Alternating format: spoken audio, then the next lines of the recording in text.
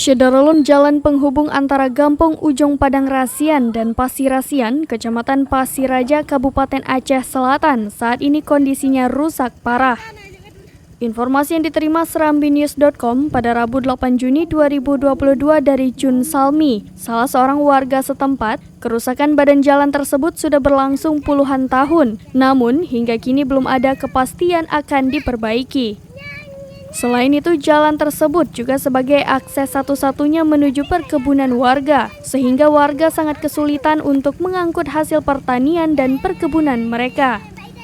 Terkait dengan kondisi kerusakan badan jalan tersebut, Sekdes Gampong Pasirasian Amrijal yang dikonfirmasi serambinews.com secara terpisah mengaku sudah mengusulkan pembangunan badan jalan tersebut dalam setiap musrenbak, namun hingga kini belum terrealisasi.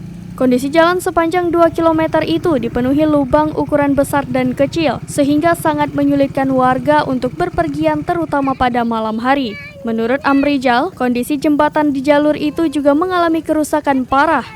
Warga pun terpaksa menutupnya dengan batang kelapa untuk lantai jembatan supaya bisa dilalui. Pada kesempatan itu, Amrijal berharap kepada anggota DPRK Aceh Selatan Dapil 4 untuk bisa memperjuangkan pembangunan badan jalan sebab upaya yang sudah dilakukan pihaknya selama ini belum membuahkan hasil sebagaimana yang diharapkan warga.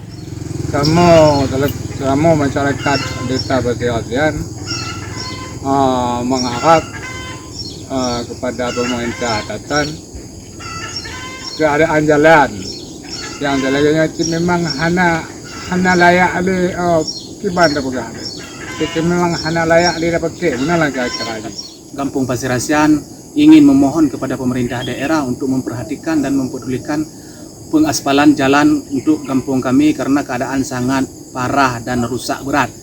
Dan ditambah lagi dengan jembatan yang sekarang pun sudah roboh dan terpaksa dipakai batang kelapa karena kita takut kecelakaan pada anak-anak yang melintasi pada saat sekolah, dan pada malam hari kita takut untuk rawan kecelakaan.